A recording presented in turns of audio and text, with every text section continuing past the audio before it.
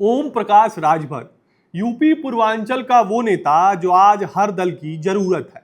2017 के विधानसभा चुनाव से पहले जिस नेता को उसके जिले के बाहर इक्का दुक्का लोग जानते थे, आज न सिर्फ पूर्वांचल में बल्कि पूरे यूपी में लोग ओम प्रकाश राजभर को जानते हैं। साल 2002 में सुहलदेव भारतीय समाज पार्टी बनाने वाले ओम प्रकाश राजभर की राजनीति 2017 के बाद परवान चढ़ी। इसके बाद से ओम प्रकाश राजभर राजनीति की सीढ़ियां चढ़ते ही जा रहे हैं। कभी पंचायत चुनाव जीतने में मोहताज रही सुभाषपा के पास आज यूपी में अपने 6 विधायक हैं। आज इस वीडियो में बात होगी ओम प्रकाश राजभर की, कैसे ऑटो चलाते चलाते वह पूर्वांचल की राजनीति को चलाने लगे। आखिर क्यों पूर्वांचल का हर बाहुबली खुद को ओम प्रकाश राजभर का करीबी दिखाने में लगा है। नमस्कार, गौरव मिश्रा नाम है हमारा और आप देख रहे हैं बजरबट्टू दुनिया। यूपी की राजनीति में पूर्वांचल उस चिड़िया का नाम है जिसके बिना आप लखनऊ की सत्ता पर काबिज नहीं हो सकते। 2017 के विधानसभा चुनाव से पहले 2014 के लोकसभा चुनाव में अमित शाह भाजपा यूपी के प्रभारी बने थे। उस समय पूर्वांचल में उन्होंने सबसे ज्यादा समय दिया था। 2017 का विधानसभा चुनाव आया तो भाजपा यूपी फतेह को लेकर रणनीति बना रही, जिसमें यादव माइनस ओबीसी को साधने का लक्ष्य रखा गया। सर्वे हुआ तो पता चला कि पूर्वांचल की 60 सीटों पर राजभर वोट निर्णायक की भूमिका में है।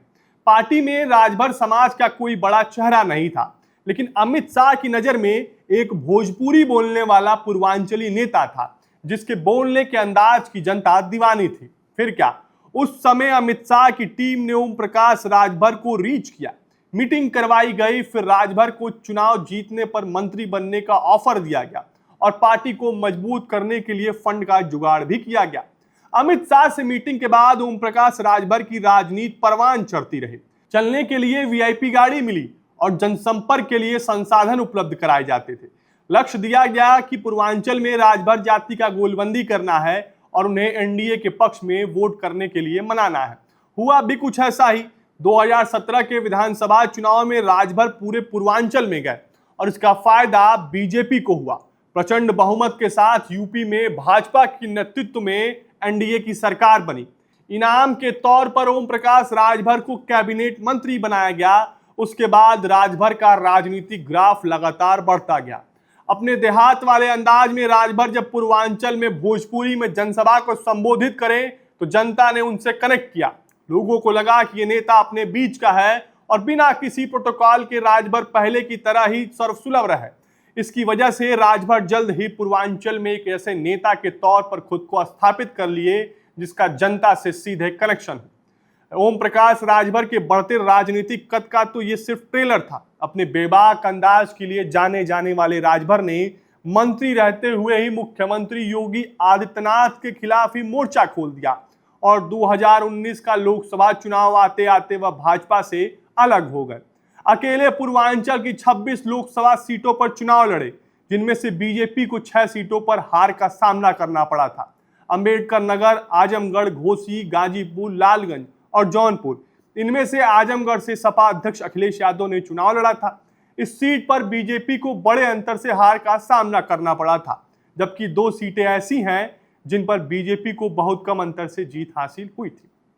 इसके अलावा मछली शहर और बलिया में बीजेपी को जीत हासिल करने के लिए काफी जद्दोजहद करनी पड़ी थी। इन सीटों पर बीजेपी काफी कम अंतर से जीत पाई थी। मछली शहर की बात करें तो यहां बीजेपी की जीत का अंतर सिर्फ 181 वोट था, जबकि बलिया में बीजेपी को समाजवादी पार्टी से कड़ी टक्कर मिली, जिसके बाद बीजेपी 15,519 वोटों से जीत हासिल कर पाई। वहीं ओम प्रकाश राजभर की बात कही जाए तो इनकी प्रत्याशी को मछली शहर में 11,000 वोट मिले और बलिया में 35,900 वोट मिले। ओम प्रकाश राजभर का राजनीतिक कद सही मायने में 2022 के विधानसभा चुनाव के समय बढ़ा, जब समाजवादी पार्टी के साथ ओम प्रकाश राजभर ने गठबंधन किया।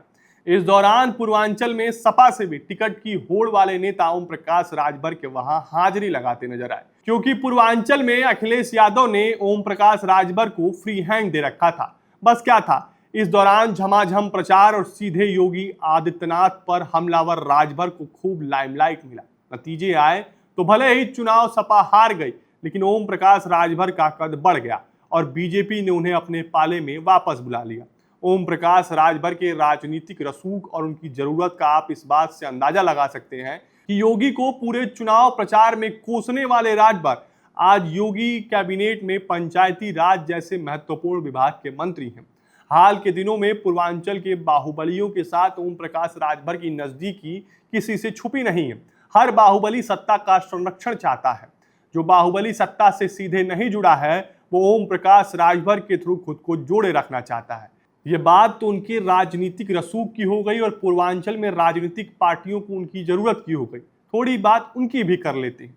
यूपी की राजनीति में उन्हें मौसम वैज्ञानिक कहा जाता है। वो चुनाव से पहले भाप जाते हैं कि यूपी में किसकी सरकार बनने वाली है और अगर चूकते हैं तो चुनाव के तुरंत बाद पाला बदल लेते हैं। पूर्वांचल में लोग ओम प्रकाश राजभर को पियरका चच्चा भी कहते हैं। इन दिनों पियरका चच्चा अखिलेश यादव के पीछे पड़े हुए हैं, खूब हमलावर है। योगी सरकार में मंत्री बनाने तक की बात कह दी है। खैर, चुनावी साल आने वाला है।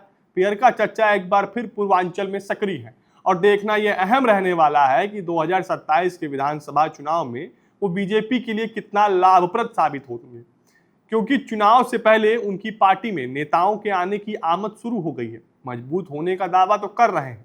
अब 2027 का विधानसभा चुनाव का परिणाम तय करेगा कि पियरका चच्चा आने वाले दिनों में यूपी की राजनीति में कितना प्रासंगिक रहेंगे। फिलहाल के लिए इतना ही। और भी ऐसे वीडियो के लिए देखते रहें बजरबट्टू दुनिया। धन्यवाद।